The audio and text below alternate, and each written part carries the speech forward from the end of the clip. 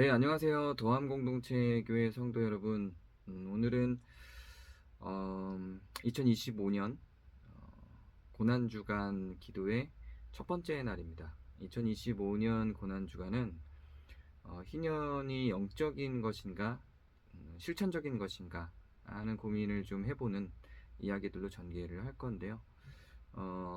각 교단 혹은 학자별로 갖고 있는 기도 혹은 단체별로 갖고 있는 그런 기도 제목을 마지막에 나눌 것이고, 그리고 내용은 그 각 학자들이 희년을 바라보는 입장을 정리하면서 우리 나름대로 이 희년을 영적으로 바라봐야 할지 실천적으로 바라봐야 할지에 대한 정리를 좀 해보려고 합니다. 먼저 희년을 실천적으로 바라본 아주 대표적인 그 분이 대천덕 신부님이고요. 이 대천덕 신부님을 우리가 마지막 날에 대면에서 만날 때 이야기를 좀 더 깊게 나눌 건데, 그 시작도 우리 대천덕 신부님의 이야기로 한번 시작해 보려고 합니다. 대천덕 신부님의 이야기를 마지막에 나눈다는 건 저 나름대로는 희년은 실천적이다 쪽에 많이 가중치를 두고 결론을 내렸다는 이야기겠죠. 근데 왜 그렇게 결론을 내렸는지 그 생각의 추이를 각자들의 정리를 통해서 좀 함께 살펴가 보도록 할 겁니다. 먼저 그 희년의 역사를 쭉 정리를 해봐야 우리가 어떻게 희년을 바라봐야 될지도 좀 확인할 수 있을 것 같아서 희년의 역사를 좀 살펴볼 건데요. 그 희년의 역사를 살펴보기 위해서 그 대천덕 신부가 설교했던 클립 하나를 잠깐 보고 시작하도록 하겠습니다. 이스라엘의 경제 기초는 바로 이 희년법이었습니다. 토지는 영 팔지 말고 언제든지 다시 찾을 수 있도록 무릎을 허락해야 한다고 법이 있었습니다. 다만 바알 섬길 때 그 법을 버렸습니다. 왜 이스라엘 사람 자꾸 바알 앞으로 나가느냐? 왜 나중에 유다에서도 바알로 방향으로 나가느냐?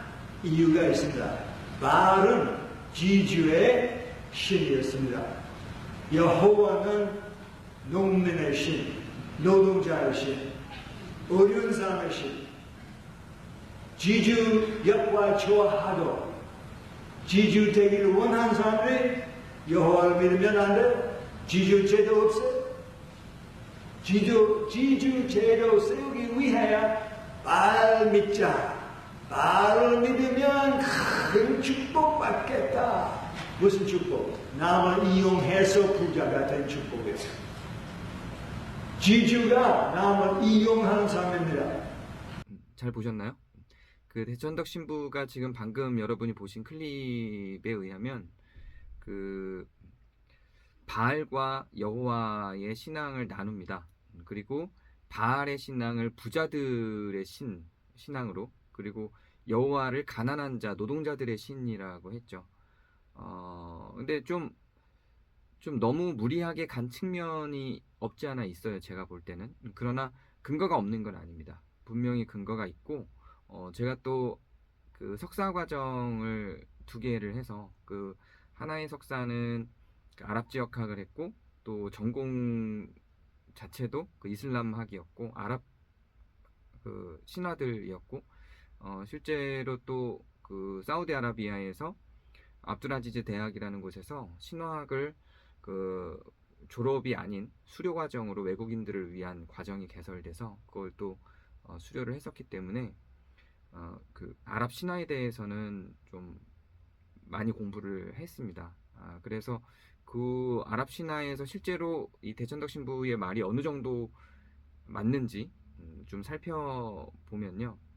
먼저 그 바알이라고 하는 신은 원래 엘이라고 하는 신의 아들이라고 표방을 해요. 여기 나오는 엘이라고 하는 신이 그 아랍 신들의 최고 신입니다. 아랍 신들의 최고 신이고 창조 신이고 그 모든 신들의 근원이요, 인류의 근원, 우주의 근원인 자로 그 엘이라고 하는 신을 규정합니다. 여기서 나온 그 엘이라고 하는 신이 우리 성경에 나오는 그 엘 신이 맞습니다. 그리고 그 엘의 복수형이 엘로힘이고요. 우리가 삼위일체 하나님을 믿기 때문에 그 엘이라고 하는 신을 엘로힘이라고 부르고 있는 거죠. 근데 그 엘 신화의 아주 중요한 전설 중에 하나가, 그러니까 성경에 있는 내용하고 좀 비슷한데요. 실제로 그 아랍 문화 속에서 있는 엘 신의 전설이 있어요. 그 엘 신의 전설 중에 하나가 엘 신은 창조 신이기 때문에 너무 높고 위대해서 그 엘 신이 직접적으로 이 세상을 구원하러 오는 존재는 아니고요. 그 엘 신의 아들이 이 세상을 구원하러 온다고 봐요. 그래서 그 엘 신의 아들로 나온 게 바알입니다. 바알이 사실 정확하게 하면 바가 아들이란 뜻이고요. 그래서 바요나 시모나 이렇게 할 때 바요나는 그 요나의 아들이거든요. 그래서 바가 모모의 아들이라는 뜻이고 바엘이에요, 정확하게 하면. 그래서 바엘, 그 엘의 아들이라는 의미예요. 그러니까 그 바알 신이라는 게 엘이라고 하는 그 신의 아들로 왔다는 거죠. 근데 우리가 알고 있는 엘의 아들은 누구예요? 예수님이잖아요. 근데 그 당시에 그 아랍 지역, 그 중근동 지역의 그 신화 속에서는 그 당시에 고대의 중근동 지역, 고대 근동 사람들은 그 엘의 아들로서 바알이라고 하는 신을 만들어낸 거죠. 그래서 그 바알 신에다가 자기네들의 욕망을 투사해서 넣었는데, 그 바알 신이 추구하는 게 뭐냐면 풍요로움, 비, 번개, 전쟁 이런 것들을 관장을 하는 신이었어요.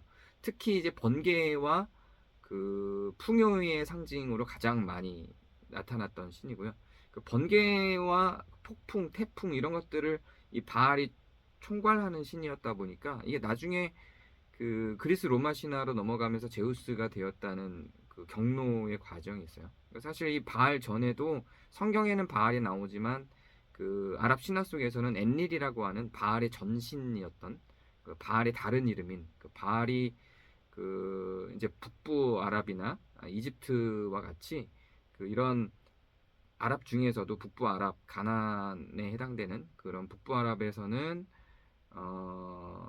요 바알이란 이름으로 많이 나타났지만 수메르라고 불리는 그런 그 남부 아랍 쪽 지역, 이라크, 사우디 이제 이쪽 지역에서는 엔닐이라는 이름으로 이 신화가 많이 정착이 되어 있습니다. 어쨌든지 간에 그 바알이라고 하는 이름은 엘 신하고 달리 풍요로움, 비, 뭐 번개, 전쟁 이런 것들을 관할하면서 아주 강력한 신으로 나와요. 그래서 바알 신은 굉장히 거대하고 위대하고 크게 형상화를 합니다. 그리고 엘 신도 우상이 있어요. 그러니까 하나님은 자기 모습으로 우상을 만들지 말라고 했는데 그 엘 신도 이 아랍 사람들은 우상을 만들어 놨어요. 근데 그 엘 신은 아주 조그만 할아버지처럼 만들어 놨어요. 창조신이고 그 별로 인간들에게 막 관여하지 않으니까 큰 신으로 만들지 않고요. 그 특징 중에 하나가 뭐냐면 이 엘 신은 가난한 자들에게 더 많이 가까이 가 있고 가난한 자들을 도와주는 신으로 할아버지 같은 인자한 할아버지 같은 그런 모습을 갖고 있다 보니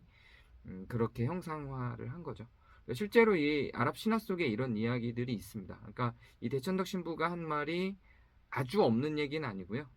어느 정도 있는 이야기를 토대로 가지고 온 거죠. 이 희년을 해석하기 위해서 그 바알 신을 추구하는 사람들과 여호와 하나님을 추구하는 사람들 사이에 그 긴장 관계를 그런 차이점을 이야기를 한 거죠.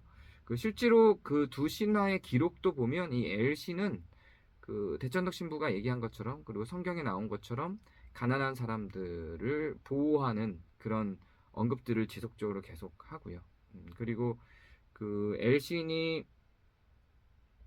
특히 가난한 사람들을 그 해치려고 하는 지배계급들에 대해서 이제 분노를 표현하는 그런 내용들이 있는데 그 바알 신은 오히려 그런 아주 강력한 그 주도적인 그 행동들을 하는 모습들이 등장을 하죠. 그래서 이런 대립을 위한 대립은 사실 아니에요. 그 왜냐면 엘이 가난한 자들을 위한 신이라고만 상정된 건 아니고 창조주이기 때문에 창조신이기 때문에 가난한 자이든 부유한 자이든 다스리는 자이든 그러니까 지배계급이든 피지배계급이든 상관없이 이 엘신은 사실상 모든 그 자기의 피조물들을 다 포섭을 하고 아끼려고 하죠. 그러나 뭐 예를 들면 우리가 아이들을 키울 때 첫째 애가 둘째 애들 계속 지속적으로 때린다고 생각해봐요. 그럼 누구 편 들겠어요, 부모는?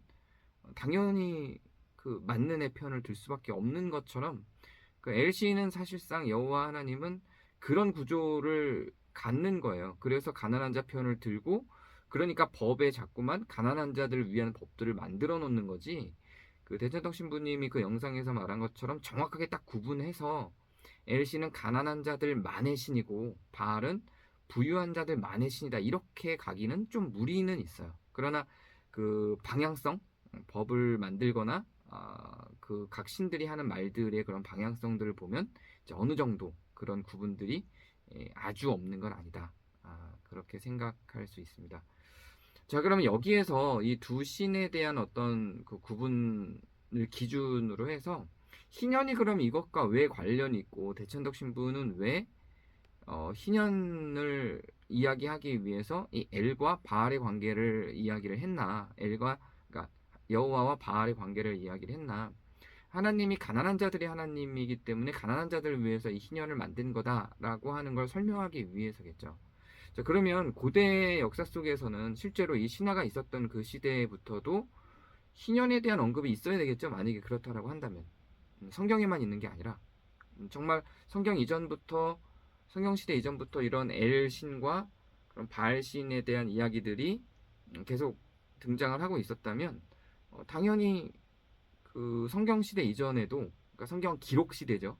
성경 시대라고 하면 아담부터 하면 인류 처음부터니까 성경 기록 시대 이전에도 이런 희년에 대한 개념이 있었어야 되는 거 아닌가 이렇게 생각할 수 있죠. 그러면 그 당시 중근동 시대에서 희년에 대한 내용들이 정말로 있었나? 라고 하는 걸 알아보면 되겠죠. 그래서 그걸 좀 알아보면 실제로 성경 기록 시대 이전에도 정확하게 희년과 같이 견고하게는 아니지만 그 비슷한 형식의 제도들이 있었습니다. 그 비슷한 형식의 제도들이 몇 군데 있었는데 아주 그 성경에 나오는 희년처럼 제도적이고 규칙적이고 견고하지는 않아요. 그러나 그 비슷한 개념들은 분명히 있기는 했어요. 그 대표적인 사례가 메소포타미아 그 안두라루라고 하는 법이 있습니다. 이거는 그 메소포타미아 지역 전체에서 실제로 실행이 됐던 법이기도 하고요. 이 안두라루는 특히 그 바빌로니아, 아시리아 이런 지역들에서 안두라루라고 하는 그 공통된 언어를 사용하면서 희년 비슷한 개념을 이제 선언을 했고요. 요거는 내용도 비슷해요. 모든 부채를 다 탕감하고요. 또 노예를 해방하는 겁니다. 그 안두라루 조치가 들어가면 모든 부채를 탕감하고 노예를 해방하는 그런 전통들이 있었습니다. 그러니까 성경 기록 시대 이전부터 있었던 거예요. 성경 시대라고 하면 인류 처음부터겠지만 그 성경 기록 시대라고 하면 모세 이후겠죠. 근데 그 모세 훨씬 더 이전부터 이 안두라루 법은 존재를 했습니다. 그 바빌로니아하고 아시리아를 중심으로. 근데 이거 언제 이 안두라루를 선언을 하냐면 왕이 바뀔 때, 그러니까 왕이 즉위할 때 그 왕이 백성들한테 호감을 얻어야 되고 그 평등하게 통치를 하는 왕이라는 걸 보여주기 위해서 주로 안 그런 왕도 있었지만 강력한 통치로 나가는 왕도 있었지만 대체로 왕이 즉위할 때 이 안두라루 선언을 합니다. 그래서 백성들도 왕이 바뀔 때 이 안두라루 선언을 기대하겠죠. 그래서 빚 있는 사람들이 점점 많이 늘고 국민들의 대다수가 빚으로 가득 차지고 그 노예가 많아지고 이런 사회가 되면 폭동이 일어나서 왕을 폐위해요. 왕을 죽여요. 백성들이.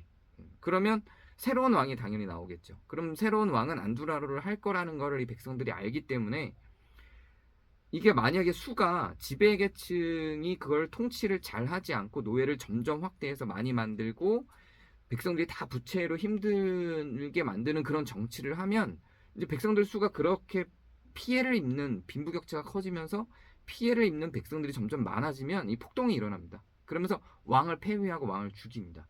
그러면 새로 즉위한 왕은 안두라로 선언을 하니까 이게 선순환 구조로 가는 거죠. 그 시기가 한 30년에서 50년.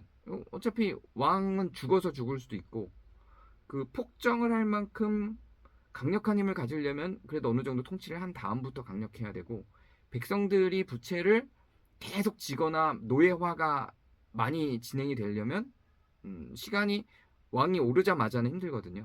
그러니까 왕이 통치를 어느 정도 하고 강력한 힘을 가질 때쯤 왕이 된 뒤로 한 30년에서 뭐 50년쯤 차에 백성들이 부채가 많이 쌓이고 노예가 많이 생기면 폭동을 일으켜서 왕을 폐위하고 새로 즉위하는 왕이 안두라를 선언하면서 이제 부채가 다 탕감되고 노예가 완전히 제로 베이스로 다시 돌아가는 그런 사회를 만들고 왕의 통치가 새로 시작되는 거죠. 이런 개념이었어요. 이집트에도 헤르우세프라고 하는 제도가 있었습니다. 이것도 마찬가지예요. 이것도 이집트에서 왕이 즉위할 때 왕이 부채를 탕감하고 노예를 해방하는 조치를 시행하는 제도였죠. 근데 이집트 같은 경우는 그 메소포타미아의 그 바벨론이나 아시리아하고는 조금 그 다른 접근으로 가서 안두라르하고 그 헤르세프가 좀 다른데요. 이집트에서는 왕이 즉위해서 그런 부채를 탕감하고 노예를 해방하는 조치를 할 때 그 메소포타미아 지역에서는 그 땅에 대한 그 소유나 이런 게 기본적으로 개인들에게 있었어요. 근데 이집트 같은 경우는 땅에 대한 소유나 이런 게 어차피 왕에게 있습니다. 그래서 그 부채를 탕감하거나 이럴 때 부동산 제도가 개입이 안 돼요. 근데 메소포타미아 지역에서는 그런 부동산 제도나 이런 것들이 이런 부채 탕감 시에 어느 정도의 개입들이 있어서 조금 더 복잡한 구조로 가게 되죠. 어쨌든 이거는 그 정기적으로 딱 그 성경에 나오는 희년제도는 49년마다 부채를 전체를 다 탕감하는 그런 기준을 갖는 거지만 고대 다른 근동에서도 정기적인 이런 시간적인 접근은 아니었다 할지라도 분명히 그런 내용이 있었다라는 겁니다. 이렇게 해서 성경에서는 분명히 그 희년이 그 제로베이스로 새롭게 부채를 세팅하고 노예들을 해방하면서 전체 나라가 새롭게 시작될 수 있는 어떤 구조를 갖는 그런 그림을 가졌는데, 근데 성경에서 이거를 하나님께서 법을 만들어 선언을 했어도 이게 잘 실행이 안 됐어요. 통치자들이 이걸 실행을 해야 되니까 아까 그 안두라르를 선언하는 것처럼 백성들이 폭동을 일으켜서 이걸 완전히 다 전복시키지 않는 한 이게 통치 계급이 자기들이 갖고 있는 거를 순순히 다 이렇게 내주고 이 희년을 선언하고 이러지 않았던 거야. 하나님이 법을 만들어도. 그래서 이스라엘 기록 속에서 국가 차원에서 그 법을 실행한 사례는 없고요. 개인들이 그 나봇의 포도원처럼, 이건 나중에 또 설교가 될 거예요. 개인들이 그 희년을 지키려고 노력했던 몇몇 지주들, 땅 주인들은 있었어요. 그러나 국가 차원에서 그런 걸 실행한 그런 역사는 없었다. 자, 그러면 문제는 그 이스라엘에서는 그게 없었다고 해도 그 이스라엘이라는 나라에서는 그걸 하지 않았. 이스라엘은 지금도 희년 안 지켜요. 그 나라에서는 그걸 하지 않는다 해도 성경을 하나님의 말씀으로 받아들이는 나라들이 이제는 이 희년을 그 자기네들의 법에 적용할 것인가 말 것인가에 대한 고민을 할 수밖에 없겠죠. 그런 고민을 할 수밖에 없는 상황에서 이제 로마가 공식화했단 말이에요. 이 기독교를. 그럼 그 안에 나타난 희년을 법에다 적용을 해야 될 텐데 그게 쉽지 않죠. 그래 쉽지 않다 보니까 그걸 어떻게 적용을 했냐면 이걸 추상화합니다. 희년을. 정신화해요. 지금은 캐톨릭에서 그걸 받아들여서 이어가고 있습니다. 그러니까 캐톨릭이 공식적으로 출범한 건 서기 600년 이후예요. 그러니까 이게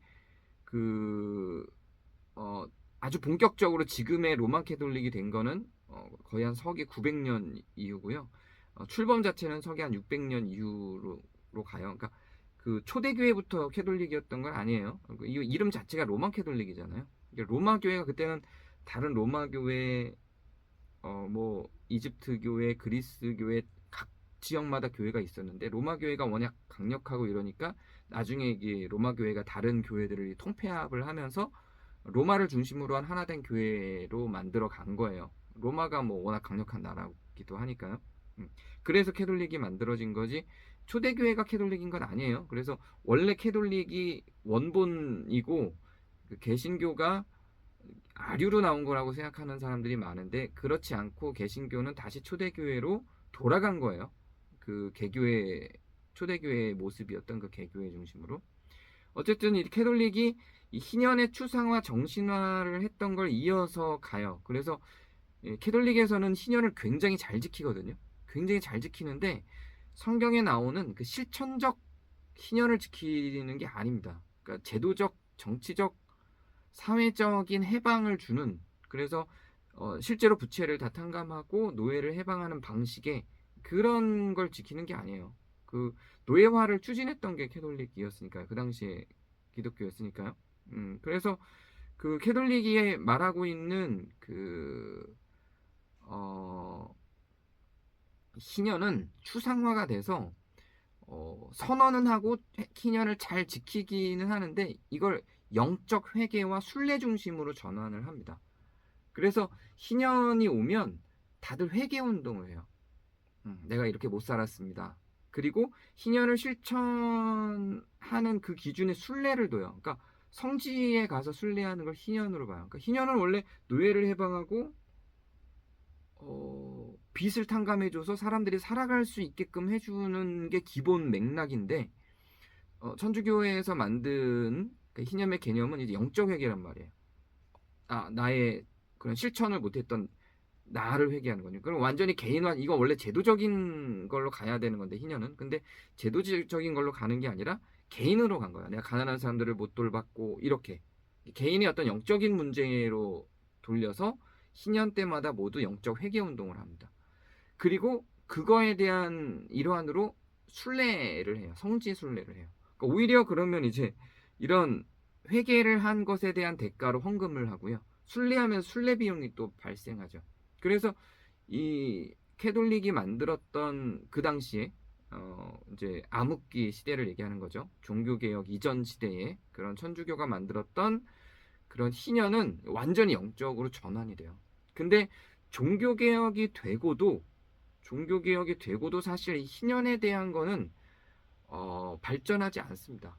종교개혁자들 찌빙글리, 멜랑이톤, 칼빈, 루터 중에 희년을 실천적으로 제도화를 해야 된다라고 주장한 건 칼빈밖에 없어요. 칼빈밖에 없고 루터나 찌빙글리 그리고 멜랑이톤은 아예 희년 자체에 대해서 언급을 안 해요. 그러니까 당연히 천주교가 만들었던 그 희년의 개념이 쭉 이어서 오는 수준으로 갈 수밖에 없는 거죠. 그렇게 돼요. 그래서 이 천주교회에서 말하는 이 희년의 그런 어떤 개념, 그런 게 이제 자연스럽게 영적으로 전환이 되면서 제도적으로 빚을 탕감해주거나 노예를 해방하는 방식의 그런 희년은 없어진 거예요. 기독교 전통 안에서 캐톨릭이 기독교 전체를 대변하기 시작하면서부터. 그래서 거의 1000년 이상을 희년을 탈정치화하고 비물질화를 해서 실제로 물질적으로 희년이 실천되고 실행돼야 된다거나 정치적으로 희년을 실행해야 된다라고 하는 개념은 없어지고 희년 때마다 희년을 지키긴 지켜요. 49년마다. 나중에는 이걸 25년 단위로 바꿔요. 더 자주 하자 희년을 이래서. 근데 그때 뭐 하냐면 다 회개운동. 그 다음에 순례 이런 걸 합니다. 전대사라고 하는 것도 해요. 이것도 일종의 그 영적 실천 운동 중에 하나예요. 이런 식으로 어떤 영적 실천으로 가는 거지 실제 제도적 물질적 실천으로는 가지 않습니다.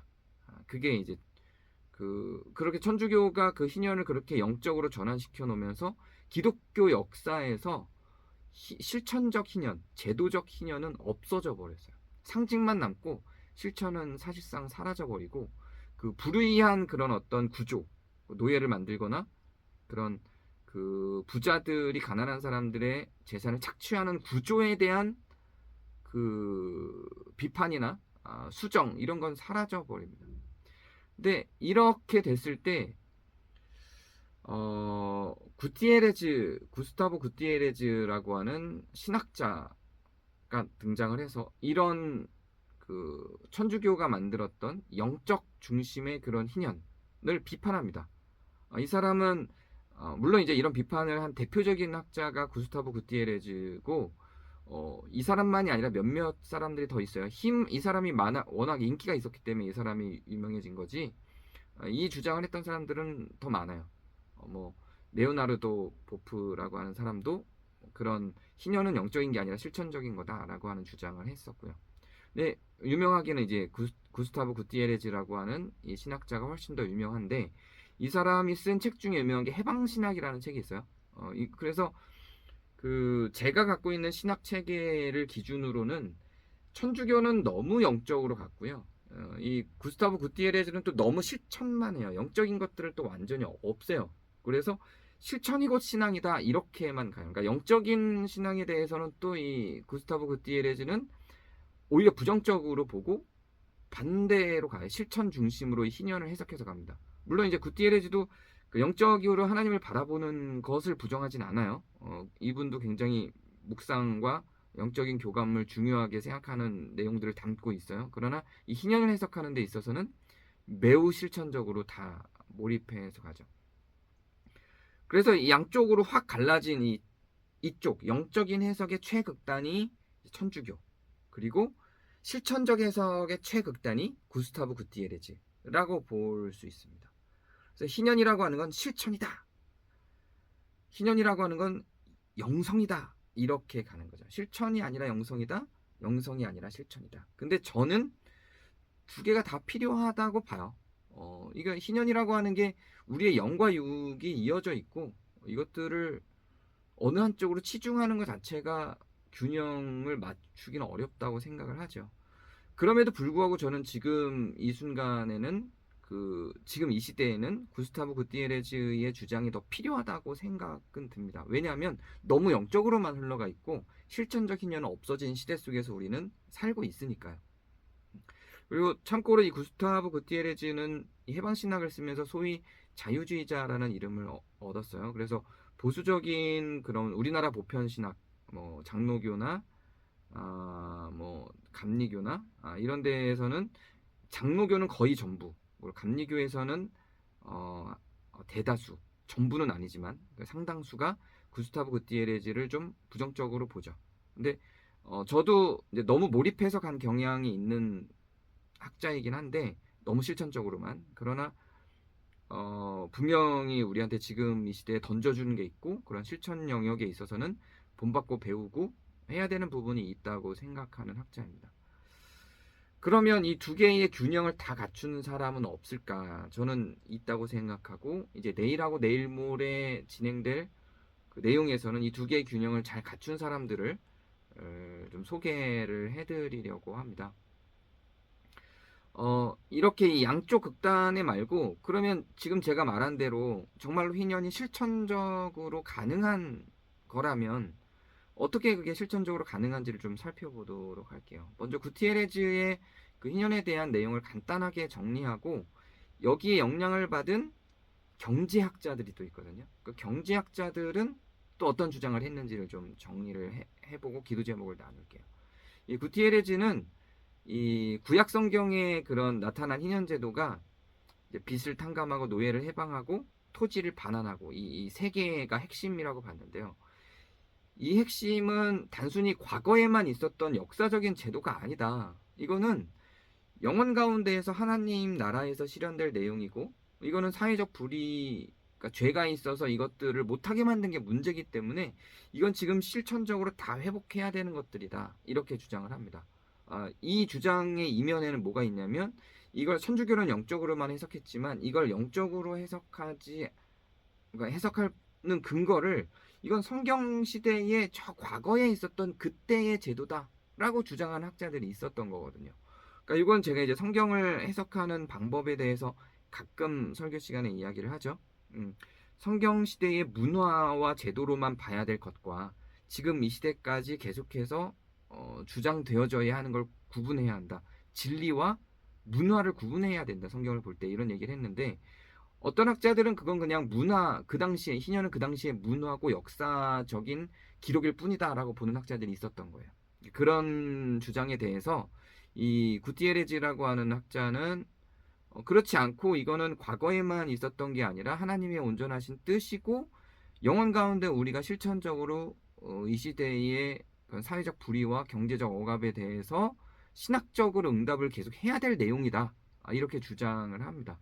그래서 그 이제 구티에레즈는 이 크게 두 가지의 맥락에 있어서 신약을 잘못 해석한 걸 비방을 해요. 천주교가 했던 온전히 영적인 해석, 그리고 다른 여러 신학자들이 했던 과거의 역사고 문화일 뿐이고 과거의 제도일 뿐이지 지금 실현할 수 있는 제도는 아니다. 이거는 실제로는 실현된 적도 없는 거다. 이거는 그냥 어떤 상징일 뿐이다. 이렇게 해석하는 분도 있는데 이제 그런 것들을 구티에레즈가 다 반박하면서 실천적으로 가야 되는 내용이다. 이런 주장을 펼치죠. 자, 그러면 이거를 실천 가능하다고 본 대표적인 경제학자가 내일부터 신학자를 볼 건데 신학자가 아니라 경제학자가 3명이 있는데요. 그 첫 번째 제일 대표적인 게 헨리 조지입니다. 그 헨리 조지의 그 진보와 빈곤에 대해서는 우리가 작년 종교개혁 저녁 기도회 때 같이 다뤘기 때문에 헨리 조지에 대한 내용은 지나가고요. 두 번째가 데이비드 그래퍼라고 하는 사람이에요. 이 데이비드 그래퍼는 부채와 경제윤리에 대해서 굉장히 많이 언급을 했던 경제학자고요. 이분은 이제 경제학자로도 불리지만 경제사상가라고 많이 불려요. 이 그래퍼는 희년의 부채 탕감 제도에 특별히 좀 더 많이 주장을 했고 이 사람은 고대 메소포타미아, 제가 아까 설명했던 고대 메소포타미아와 이스라엘에서의 어떤 주기적으로 부채를 탕감하고 노예를 해방했던 그 제도에 굉장히 관심을 많이 갖고 그걸 많이 연구한 사람입니다.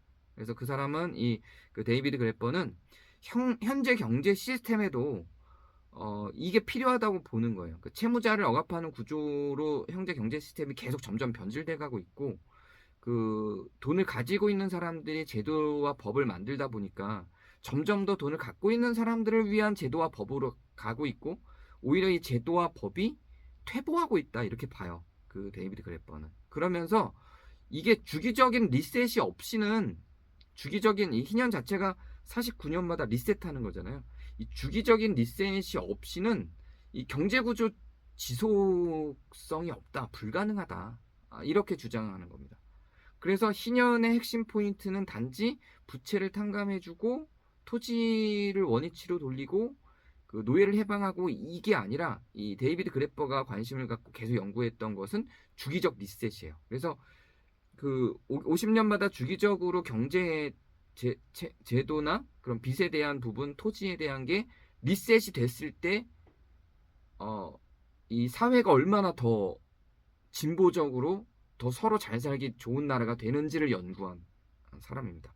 요게 이제 희년 사상을 갖고 그 헨리 조지와 더불어 그 이후죠. 헨리 조지 이후에 요런 내용을 쓴 사람이고요. 요 데이비드 그래퍼는 그 The First 5,000 Years라고 하는 책을 썼어요. 그 첫 5,000년이라는 책인데 그 부제가 이제 debt, 부채, 빚. 그러니까 그 처음 5,000년의 빚 이런 얘기인 거죠. 그게 이제 우리나라 책으로도 지금은 이제 판매가 지금 되고 있는지 모르겠어요. 아주 옛날에 그 나왔던 판본 중에는 있습니다. 데이비드 그래퍼의 주장도 굉장히 체계적으로 설득력 있게 주기적 리셋이 얼마나 필요한지를 주장한 내용이 있고 그 사례 중에 아랍 국가들이 있어요. 이건 이따가 다시 사례를 소개할게요. 이 데이비드 그래퍼가 든 사례 중에 아랍 국가들이 실제로 이 법을 실행을 합니다. 그 다음에 이제 세 번째 학자가 그 헨리 조지와 데이비드 그래퍼 다음에 그 세 번째 학자가 마이클 허드슨이라는 그 학자가 있어요. 이 사람은 경제학자인데 또 신학적인 접근도 굉장히 많이 하는 경제학자예요. 이 마이클 허드슨은 지금도 많이 읽히는 학자이기도 하고요. 이 사람 이제 고대 근동하고 히브리 전통의 희년제도 이런 여러 가지 부분 중에서 특히 채무를 탕감해주는 이런 게 경제이론의 가장 기초다. 이게 경제이론의 출발점이다. 채무 탕감을 중심으로 경제이론을 편성해야 된다. 채무를 탕감해주는 경제이론이 없는 경제이론은 그건 그 경제를 정확하게 이해한 경제 이론이 아니다. 이렇게 가요. 그래서 모든 경제 이론에서 가장 핵심적으로 이게 얼마나 의미 있고 가치 있고 실현 가능하며 세상을 더 아름답고 멋있게 진보적으로 만들 수 있는 경제 이론인가를 보려면 채무 탕감을 어떻게 설명하고 있는가를 봐야 그 경제 이론이 합리적인 경제 이론이다. 채무 탕감에 대해서 대책을 세우지 않은 경제 이론은 언젠가 없어질 경제 이론이다. 이렇게 이야기를 합니다. 그래서 이 고대 왕국들이 사회 불안을 막기 위해서 주기적으로 이 채무를 무효화하고 채무를 다 전체적으로 탕감하고 제로 베이스로 만들었던 그런 역사들에서 그럴 수밖에 없는 상황들을 분석하고 그게 현대에 왜 실행되어야 하는지를 주장하는 내용들을 담습니다. 지금은 이제 완전 자본주의가 됐죠. 자본주의가 되면서 이게 불가능한 것처럼 여겨지고 있어요. 그래서 균형이 깨진 경제체제라고 이 마이클 허드슨은 현대의 금융 자본주의를 비판합니다. 이게 지금 채무를 탕감해주는 그래서 완전히 제로 베이스를 돌리는 이 원리를 이 현대의 금융 자본주의가 요 메커니즘을 제거했기 때문에 빈부의 격차와 경제적 공황, 위기가 반복된다. 그래서 채무 탕감에 대한 제도를 경제제도 안에 두면 공황이 없어진다. 이 경제적 위기가 없어진다. 이렇게 봐요. 경제적 위기가 오는 그 주기가 있거든요. 경제적 위기가 50년마다 오는 경제적 위기. 이 50년마다 오는 경제적 위기는 굉장히 큰 파동을 만들어요. 굉장히 큰 파동을 만들면서 세계를 재편합니다. 이때 공황이 오는 거예요. 우리 25년마다 오는 경제적 위기가 또 있고요. 7년, 8년마다 오는 경제적 위기가 있고 2년, 3년마다 오는 경제적 위기가 있어요. 경제적 위기가 이 이제 마이클 허드슨이 연구한 바에 의하면 이렇게 2년, 3년, 7년, 8년, 뭐 15년, 25년, 50년 주기로 계속 경제적 위기는 조금씩 오는데 2, 3년 주기로 오는 경제적 위기는 뭐 그냥 티도 안 나고 지나가는 거고 전문가들만 아는 거고 뭐 중간에 25년짜리는 세계가 한번 인식을 하고 지나가되 세계가 무너지지는 않고 근데 50년짜리 경제 위기는 엄청난 영향력을 갖고 세계를 재편한다는 거죠. 근데 만약에 이 채무 탕감 제도가 들어온다면 이런 경제 위기들이 없어진다는 거예요. 마이클 허드슨의 주장은.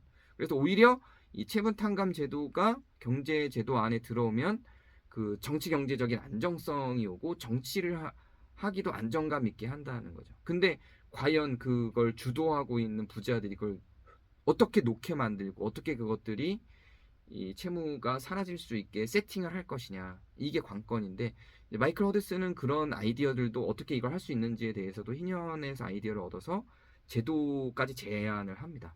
근데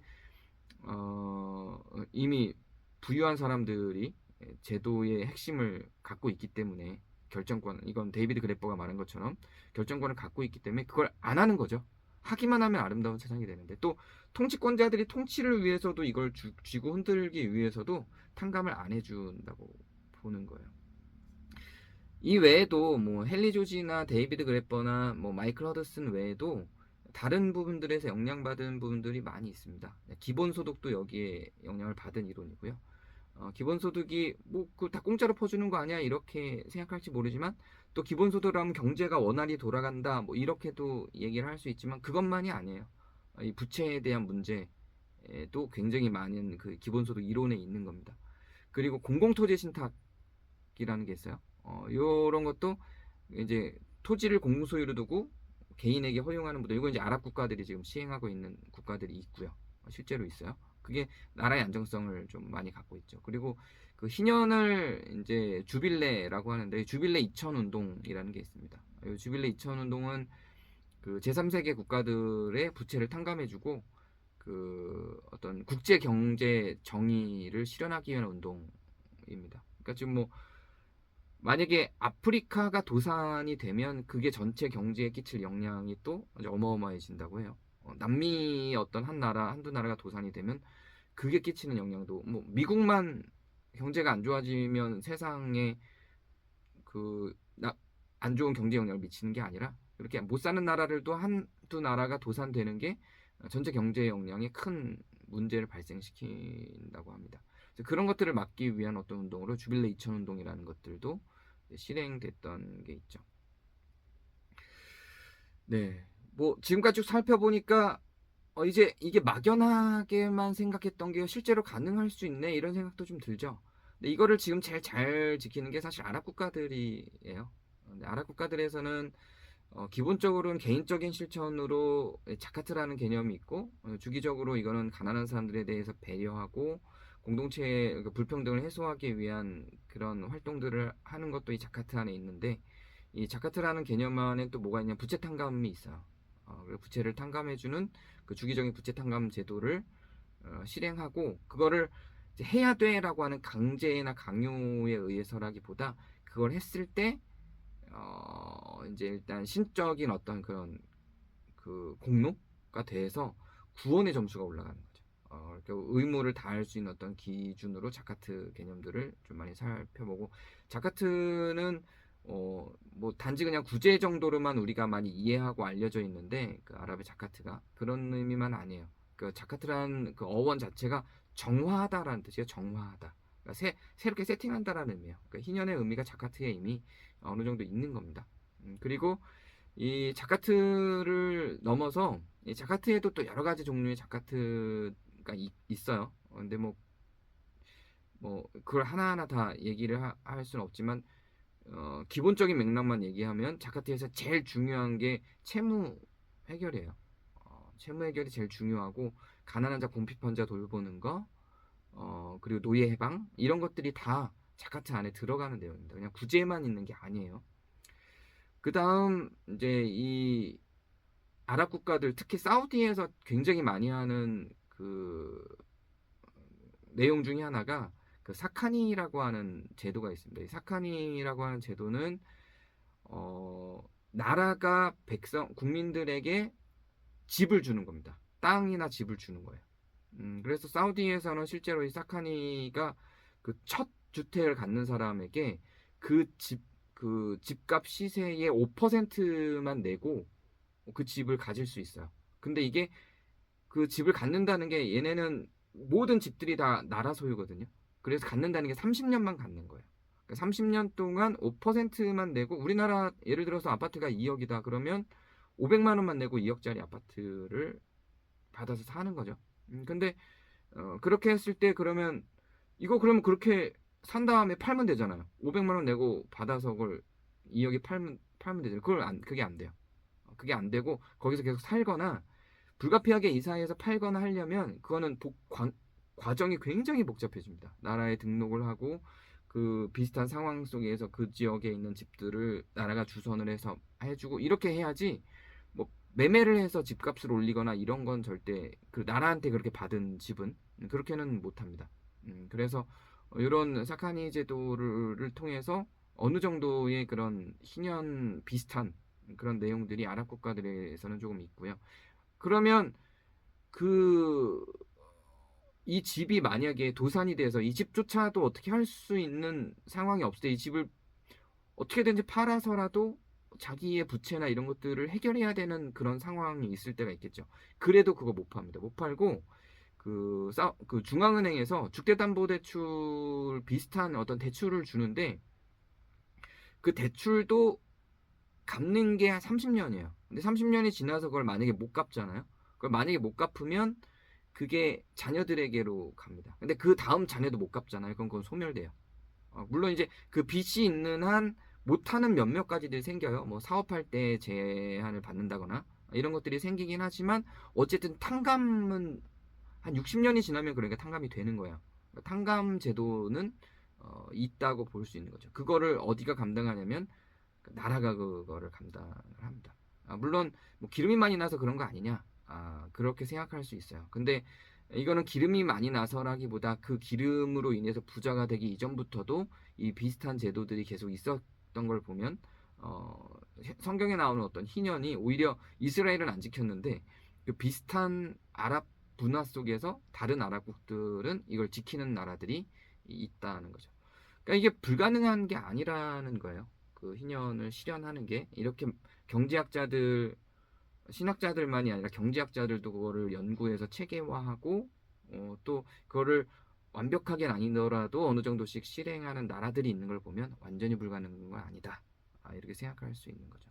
그래서 우리도 이걸 꿈꿀 수 있고, 이 비슷한 개념으로 그 우리나라도 어느 정도씩 시행하는 게 있죠. 부분적으로 끌고 오는 게 있어요. 하나씩 기본소득 얘기도 지금 나오는 것처럼 뭐 개인회생이나 이런 것도 이런 부채탕감 개념에 있어서 제도가 성공적으로 들어가고 있는 거고요. 그래서 이런 것들을 우리가 개인회생이란 개념이 뭐 한 30년 전 기준으로 생각해 보세요. 이거 불가능한 거였거든요.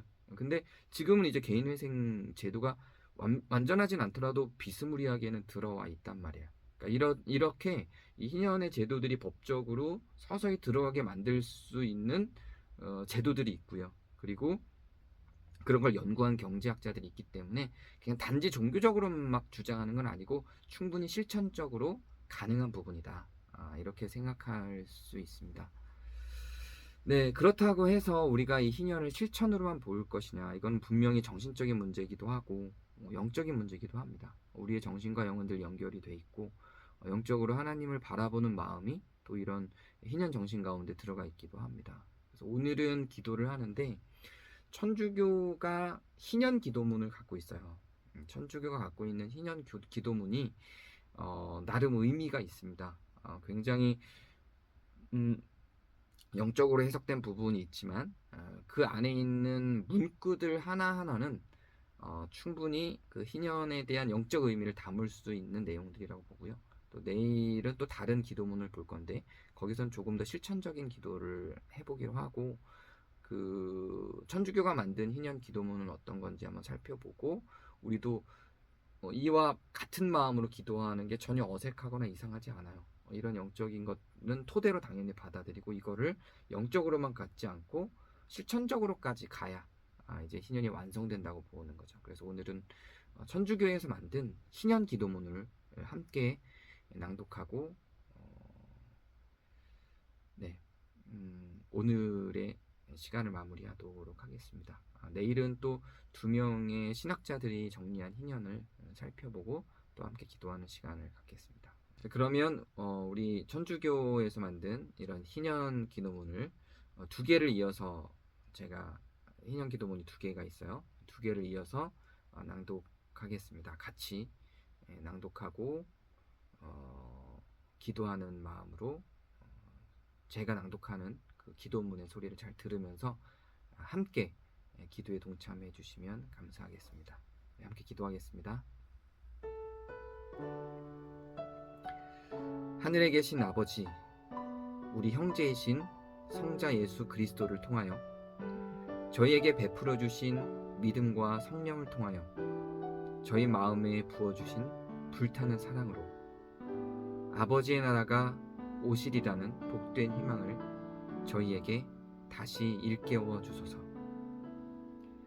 악의 세력이 패배하고 아버지의 영광이 영원히 드러나는 새 하늘과 새 땅을 확신에 차 기다리며 온 인류가 우주와 떨쳐 일어나도록 아버지의 은총으로 저희가 복음의 씨를 뿌리는 성실한 일꾼이 되게 하소서.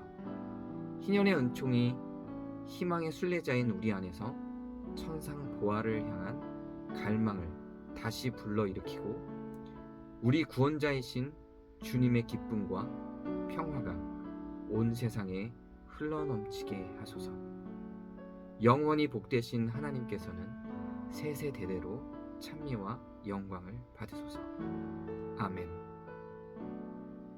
하늘에 계신 아버지께서 자비로우신 것처럼 너희도 자비로운 사람이 되라고 가르치신 예수님, 저희가 아버지의 자비로운 얼굴을 보고 닮게 하여 주소서. 당신께서 가난한 이들, 잡혀간 이들, 눈먼 이들, 억압받는 이들에게 은혜의 해를 선포하신 것처럼 저희 모두가 세상 안에서 아버지의 자비를 전하게 하소서. 저희가 주님의 자비를 깨닫고 교회가 가르치는 진리를 믿으며 온 마음으로 사랑을 실천하게 하소서. 그리하여 자비의 희년이 모든 이에게 은총의 해가 되게 하소서. 아멘.